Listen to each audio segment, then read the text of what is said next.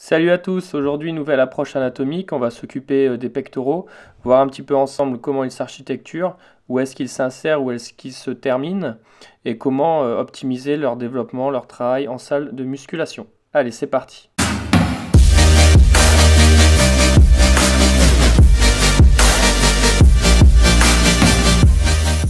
On démarre avec le muscle grand pectoral, hein, c'est ce qui forme justement notre poitrine, nos pectoraux.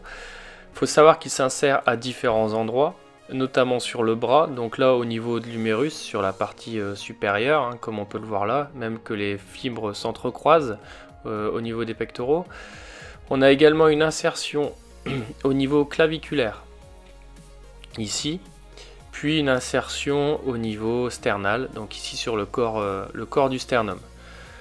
Ensuite, on peut aller voir un petit peu plus en profondeur au niveau du petit pectoral. Le petit pectoral, lui, il va s'insérer, comme on peut le voir là, sur trois côtes, symbolisées ici par les insertions en jaune, et également sur une partie de la clavicule, de l'omoplate, l'apophyse coracoïde, qu'on peut voir ici.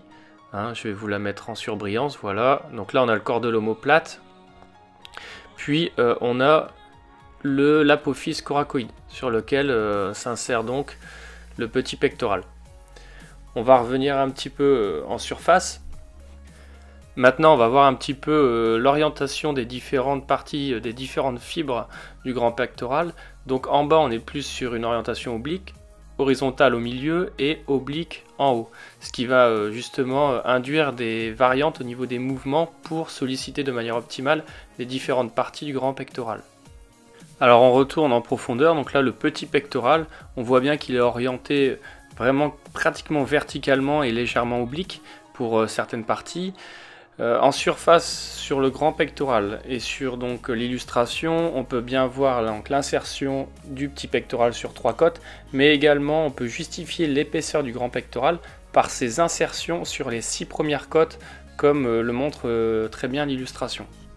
Alors qu'est-ce que ça va induire? Forcément, on va être incité à devoir travailler les pectoraux sous différents angles, puisqu'on peut le voir sur cette illustration et sur l'animation, que les fibres des pectoraux partent un peu dans tous les sens, donc la variation d'angle va être nécessaire pour optimiser les séances et pouvoir solliciter les pectoraux de manière complète.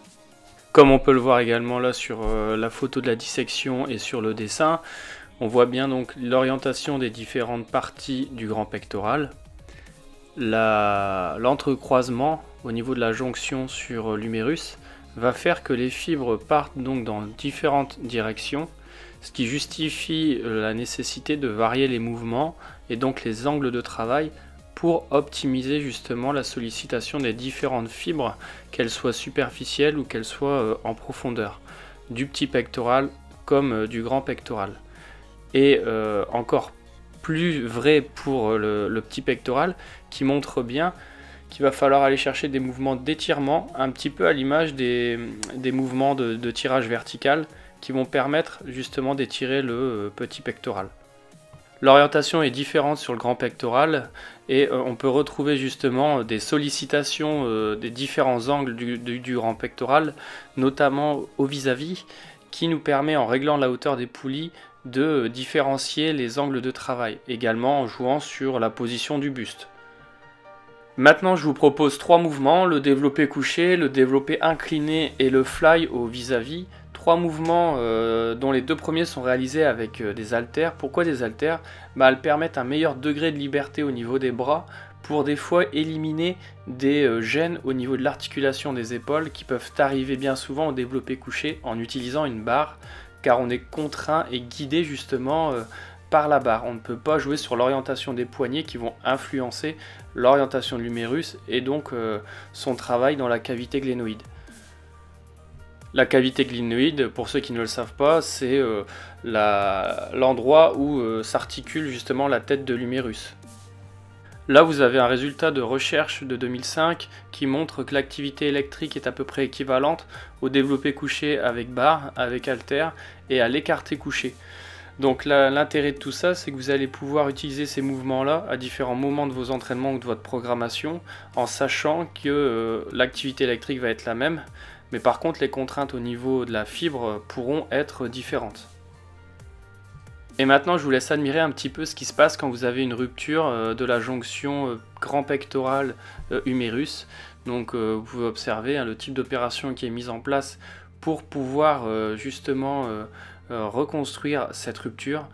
Donc je vous laisse imaginer un petit peu la durée de la convalescence. Donc si j'ai un conseil à vous donner, échauffez-vous bien, ne vous amusez pas à aller chercher des grandes amplitudes en début de séance quand vous êtes encore froid, et apprenez à bien connaître votre corps. C'est pas parce que vous avez un individu qui va avoir une grande amplitude sans douleur que vous allez pouvoir faire la même chose. Encore une fois, on est tous différents, donc à nous de régler nos mouvements par rapport à notre corps. Donc faites bien attention à ça et évitez d'aller vous blesser. L'objectif, c'est de faire de la musculation intelligemment et de pouvoir vous développer sur du long terme, sans enchaîner les blessures.